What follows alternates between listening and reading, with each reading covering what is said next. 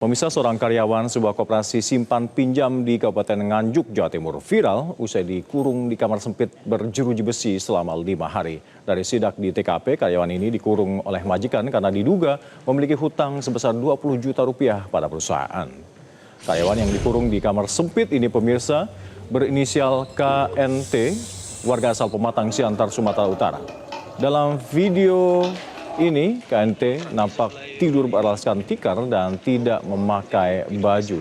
Bahkan karena sempat berada di ruang sempit selama 5 hari, atas kasus ini beberapa instansi terkait langsung turun ke lapangan. Kepada para petugas, korban mengaku ditahan karena dinilai memiliki hutang ke perusahaan. KNT yang bekerja sebagai juru tagih koperasi dinilai gagal memenuhi target hingga beban bunga kreditur harus ditanggungnya sendiri. Selama 7 bulan bekerja, KNT harus menalangi uang nasabah hingga menumpuk menjadi hampir 20 juta rupiah. KNT juga sempat kabur ke Lampung sebelum akhirnya diminta kembali dan dikurung. Dinas Tenaga Kerja setempat yang ikut sidak menyebut tindakan ini tidak manusiawi dalam hubungan kerja. Tak sampai itu saja, koperasi simpan pinjam yang kelola ini juga diduga tidak mengantongi izin. Polisi membawa KNT dan pemimpin perusahaan ke Mapolsek Kota Nganjuk untuk diperiksa. Dan perusahaan mengaku penahanan tersebut untuk pembinaan dan menebus hutang.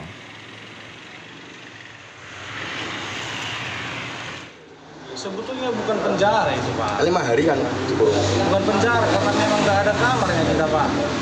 Akhirnya saya bikinlah dulu di sini dia istilahnya sebagai tempat untuk menyadarkan diri lah, Pak. Biar dia menyadari kesalahannya. Itu aja ya, Pak. Itu pun saya boleh nggak itu dilakukan? Ya memang salah, Pak. Saya akui salah.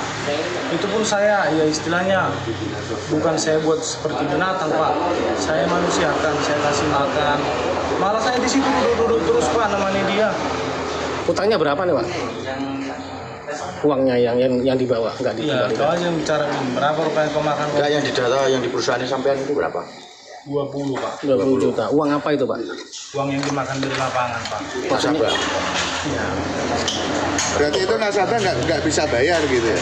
Nasabah bayar, tapi uang tagihannya nggak di-store ke kantor, Pak. Sebagai seorang pemberi kerja harusnya dia memperlakukan karyawannya dengan layak. Menurut kami, meskipun itu adalah fungsi dari pembinaan, bukan seperti itu tidak layak. Jadi pembinaan ketika karyawan itu bermasalah, itu harusnya melalui surat peringatan. Surat peringatan tertulis pertama, kedua, ketiga, dan seterusnya. Fungsinya apa? Agar mereka, karyawan-karyawan yang telah melakukan kesalahan itu mempunyai cukup waktu untuk melakukan perbaikan diri. Jadi tidak dengan cara-cara yang seperti itu tidak manusiawi.